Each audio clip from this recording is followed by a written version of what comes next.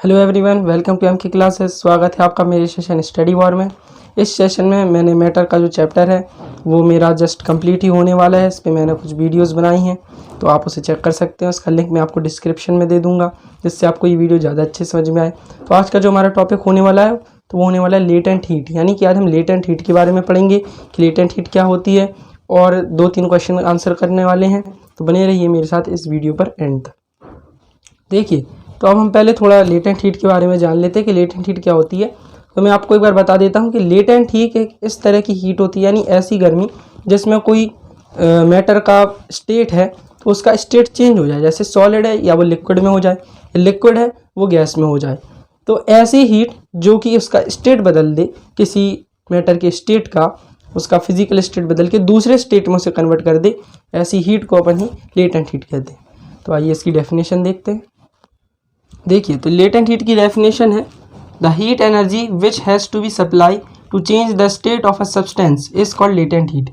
यानी कि ऐसी हीट एनर्जी, यानी कि ऐसी हीट, ऐसी गर्मी जो किसी सब्सटेंस का, यानी किसी मैटर के स्टेट का, जैसे सॉलिड है तो वो सब्सटेंस जो सॉलिड है तो उस सब्सटेंस का वो स्टेट बदल दे, स्टेट जो है चेंज कर दे उस सब्सटेंस का, ऐसी हीट को ही अपन लेटेंट हीट कहते हैं। यानी कि मैं आपको साधारण सिंपल लैंग्वेज में बताऊंगा, तो ऐसी हीट यानी कि ऐसी गर्मी जो किसी सब्सटेंस का स्टेट चेंज कर दे उसे अपन लेटेंट हीट कहते हैं। देखिए, the temperature of a substance does not rise during the change of state. यानी कि जब लेटेंट हीट किसी चीज़ में लगती है और उसका स्टेट चेंज होता है किसी सब्सटेंस का, तो उसमें जो है उस सब्सटेंस का जो है टेम्परेचर जो होता है वो राइज नहीं होता है। मतलब कि लेटेंट हीट से उसका स्टेट तो चेंज हो जाएगा पर उस सब्सटेंस का टेम्परेचर उतना ही रहेगा जितना टेम्परेचर उसका था। ठीक है, तो लेटेंट हीट जो है इसके कुछ टाइप्स होते हैं। तो आइए मैं इसके टाइप्स बताता हूँ। तो देखिए, लेटेंट हीट के 2 टाइप्स होते हैं। पहला होता है लेटेंट हीट ऑफ फ्यूज़न, तो दूसरा होता है लेटेंट हीट ऑफ वेपोराइजेशन। तो आइए अब इनकी डेफिनेशन देखते हैं एक करके। देखिए, तो लेटेंट हीट ऑफ फ्यूज़न की जो डेफिनेशन है वो है latent heat of fusion of a solid is the quantity of heat in joules required to convert 1 kg of the solid to liquid without any change in temperature. देखिए, पहले तो ये समझ लीजिए कि ये जूल्स क्या है। तो एनर्जी जो होती है उसकी जो एसआई यूनिट होती है, यानी सिस्टम इंटरनेशनल यूनिट जो होती है इसकी, वो जूल्स होती है। तो अभी जो आगे चैप्टर आएंगे फिजिक्स में मिलेगा आपको एनर्जी का चैप्टर, वो भी मैं आपको पढ़ाऊंगा, तो उसमें अपन डिटेल में पढ़ेंगे इस चीज़ को। अभी आप बस ये समझ लीजिए कि जो हीट है वो एक एनर्जी का टाइप है, इसलिए अपन इसे मैटर नहीं कहते हीट को, क्योंकि ये एनर्जी है, इसे फील किया जा सकता। तो एनर्जी की जो यूनिट होती है वो जूल होती है। तो जो लेटेंट हीट ऑफ फ्यूज़न होता है सॉलिड का, लेटेंट हीट ऑफ फ्यूज़न हमेशा सॉलिड चीज़ में ही होगा, क्योंकि सॉलिड ही तो पिघलता है। लिक्विड पहले से ही लिक्विड है, और गैस कभी सॉलिड हो नहीं सकती, और वो पिघलेगी कैसे। तो लेटेंट हीट ऑफ फ्यूज़न जो होता है वो हमेशा सॉलिड का होता है। तो latent heat of fusion of solid ये होता है कि जो हीट एनर्जी है उसकी कितनी क्वांटिटी रिक्वायर्ड चाहिए पड़ेगी कि 1 kg सॉलिड जो है अपने पास। जैसे कि मैं आपको एक एग्जाम्पल के साथ बताऊँ, ये लिखा, जैसे अपन ने आइस ली, तो जब वो सॉलिड होती है यानी पिघल नहीं रही होती है, जब वो सॉलिड होती है, तो अपन 1 kg अगर आइस लें, यानी 1 किलो बर्फ़ अगर अपन लें, 1 kg आइस लें, तो उसको कितना ज़्यादा हीट चाहिए पड़ेगी, कितनी ज़्यादा हीट चाहिए पड़ेगी जूल्स में उसको पिघलाने के लिए, यानी कि इसको लिक्विड बनाने के लिए कितनी हीट चाहिए पड़ेगी, उसका टेम्परेचर चेंज ना हो। यानी कितनी हीट चाहिए पड़ेगी कि उसका टेम्परेचर बस चेंज ना हो और वो लिक्विड स्टेट में आ जाए सॉलिड से, उसी को अपन कहते हैं latent heat of fusion of solid, क्योंकि लेटेंट हीट ऑफ फ्यूज़न हमेशा सॉलिड में ही होता है। तो इसका एग्जांपल यही है latent heat of fusion of ice, यानी कि जो आइस है उसका जो लेटेंट हीट ऑफ फ्यूज़न है वो होता है 3.34 × 10⁵ जूल्स पर kg। यानी कि इतने ज़्यादा जूल हर किलो में खर्च हो जाएंगे, यानी 1 किलो में, यानी 1 kg में इतने 3.34 × 10⁵ जूल्स एनर्जी रिक्वायर्ड होगी 1 किलो बर्फ़ को पिघलाने की। चलिए, तो अपन नेक्स्ट डेफिनेशन देखते हैं। देखिए, नेक्स्ट डेफिनेशन है हमारी the latent heat of vaporisation. तो चलिए अब इसकी डेफिनेशन देखते हैं।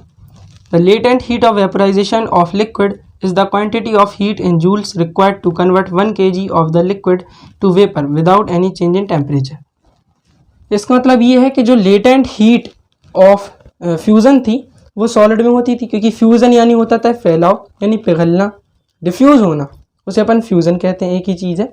तो वो सॉलिड में होगा क्योंकि सॉलिड चीज़ ही पिघलेगी। और जो वेपोराइजेशन होगा यानी वेपर बनना, वो लिक्विड का ज़्यादा होता है। सॉलिड का वेपर मैंने आपको बताया है, लेकिन उतना यूज़ में नहीं होता जितना लिक्विड। यानी अगर वेपर की बात करी जाती है तो अपन लिक्विड समझ जाते हैं कि अगर वेपर होगा तो वो लिक्विड का होगा। तो इसलिए जो लेटेंट हीट ऑफ वेपराइजेशन होगा, यानी जो वेपर बनेगी वो लिक्विड की बनेगी। तो लेटेंट हीट ऑफ वेपराइजेशन होती है, वेपराइजेशन लिक्विड की होती है। तो इसमें ये होता है कि 1 किलो यानी 1 kg अपन के पास अगर कोई लिक्विड है तो उसमें कितनी हीट उसको रिक्वायर्ड होगी जूल्स में, कितनी हीट, कितनी गर्मी, यानी कितनी उसको हीट चाहिए पड़ेगी जूल्स में देखा जाए तो 1 किलो यानी 1 kg लिक्विड को वेपर में चेंज करने के लिए, और टेम्परेचर में चेंज नहीं आना चाहिए, यानी without any change in temperature. तो 1 किलो अपन को लिक्विड को हीट करके उसे वेपर में चेंज करने के लिए कितना अमाउंट चाहिए पड़ेगा अपन को हीट का जूल्स में, उसे अपन कहेंगे लेटेंट हीट ऑफ वेपराइजेशन। जैसे मैं एग्जांपल के लिए आपको बता दूं, latent heat of vaporization of water, यानी कि जो वाटर होता है, जो पानी होता है, उसकी जो लेटेंट हीट ऑफ वेपराइजेशन होती है वो होती है 22.5 इंटू 10⁵ जूल्स पर kg। यानी कि 1 किलो पानी को, 1 kg वाटर को 22.5 इंटू 10⁵ जूल्स एनर्जी चाहिए पड़ेगी 1 किलो पानी को उसे वेपर बनाने के लिए।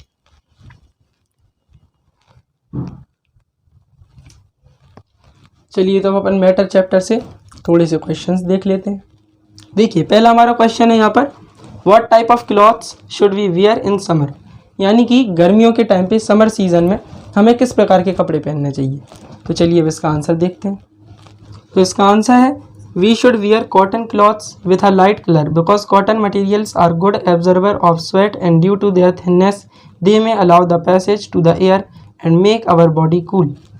इसका मतलब ये है कि हम सबको, अपन लोगों को गर्मियों में कॉटन मटेरियल्स के कपड़े पहनने चाहिए जिनका कलर थोड़ा लाइट हो, यानी कि जैसे अपन सूती कपड़ा कहते हैं, सूती कपड़ा यानी कॉटन क्लॉथ्स अपन को पहनने चाहिए और उनका थोड़ा लाइट कलर होना चाहिए, डार्क नहीं होना चाहिए।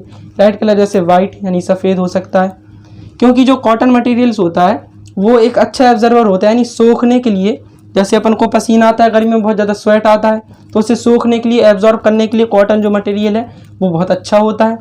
और इसकी जो थिननेस होती है, थिननेस यानी जितना पतला होता है, ये एयर को पैसेज दे सकते हैं, यानी आर पार हो सकती है हवा, इसके अंदर बाहर हो जा सकती है, इसलिए अपन को थोड़ी कम गर्मी लगती है।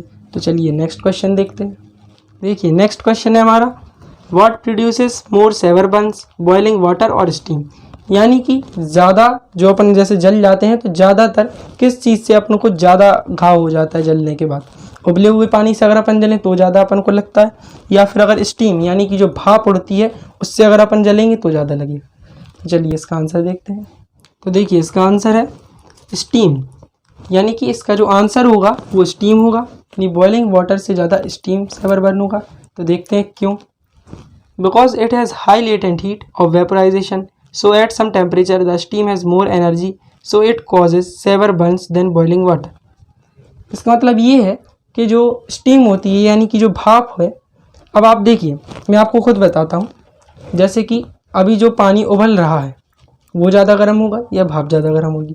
तो पानी जब उबल रहा है तो अभी वो लिक्विड स्टेट में है, वेपर में चेंज हो रहा है, लेकिन जो स्टीम है, यह स्टीम, स्टीम है वो तो पहले ही वेपर बन चुका है, यानी कि उसको वो एक टाइम पे वो भी वाटर होगा, स्टीम भी वाटर ही होगा एक टाइम पर, तो उसको इतनी ज़्यादा हीट दे दी गई, यानी इतनी ज़्यादा उसमें लेटेंट हीट हो गई है कि वो अपना उसने स्टेट चेंज कर लिया, इतनी ज़्यादा उसमें हीट हो गई है, तो उसमें इतनी ज़्यादा हीट मिली कि उसने अपना स्टेट चेंज कर लिया, इसलिए स्टीम जो है वो ज़्यादा गर्म होगा।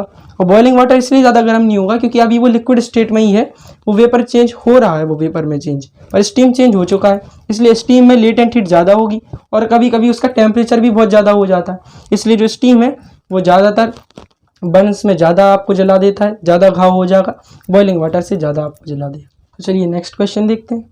देखिए नेक्स्ट हमारा क्वेश्चन है, why is solid carbon dioxide known as dry ice, यानी कि जो कार्बन डाइऑक्साइड गैस होती है, CO2 जो गैस होती है, जब वो सॉलिड स्टेट में होती है, यानी कि जब वो ठोस होती है, सॉलिड होती है, तो उसे अपन ड्राई आइस क्यों कहते हैं, यानी कि सूखी हुई बर्फ़, ड्राई आइस अपन उसे क्यों कहते हैं। तो चलिए इसका आंसर देखते हैं। तो देखिए इसका आंसर है, द सॉलिड कार्बन डाइऑक्साइड यानी CO2 looks like white crystals of ice. मतलब कि पहला तो इसका ये रीज़न है कि इसे ड्राई आइस इसलिए कहा जाता है क्योंकि जो सॉलिड कार्बन डाइऑक्साइड होती है यानी कि CO2, कार्बन डाइऑक्साइड का केमिकल फार्मूला होता है CO2, वो बिल्कुल छोटे छोटे जो क्रिस्टल्स होते हैं आइस के, सफ़ेद कलर के, उसके तरह वो दिखती है। When it is heated, so it does not melt in liquid and directly vaporized into gas with a process known as sublimation. और जब इसे गर्म किया जाता है यानी हीट किया जाता है तो ये लिक्विड में मेल्ट ना होकर सीधे गैस में वेपर इसकी बन जाती हैं। अपन लोगों ने एक प्रोसेस पढ़ी थी सब्लिमेशन, जिसमें जो सॉलिड सब्सटेंस है वो लिक्विड में मेल्ट नहीं होता, सीधा गैस में वेपराइज हो जाता है। वैसे ये जो सॉलिड CO2 होती है, सॉलिड कार्बन डाइऑक्साइड, ये लिक्विड में मेल्ट नहीं होती है, सीधा गैस में वेपराइज्ड हो जाती है इसलिए। और that's why solid CO2 is known as dry ice. तो इसलिए अपन इसे ड्राई आइस कहते हैं, क्योंकि जो लिक्विड में चेंज हो जाएगा तो वो वेट हो जाएगा, गीला हो जाएगा, इसलिए अपन उसे ड्राई तो नहीं कह सकते। लेकिन ये लिक्विड में मेल्ट नहीं होती है, सीधा गैस में वेपराइज्ड हो जाती है, लिक्विड में मेल्ट नहीं होगी इसलिए ड्राई रहेगी, इसलिए इसको ड्राई आइस कहते हैं। तो ये जो हमारा क्वेश्चन था ये इस वीडियो का और इस पूरे चैप्टर का लास्ट क्वेश्चन था। इसी के साथ हमारा ये पहला चैप्टर मैटर एंड होता है, समाप्त होता है। अब हम मिलेंगे अगली वीडियो में एक नए चैप्टर के साथ, चैप्टर 2, जिसका नाम है is matter around us pure.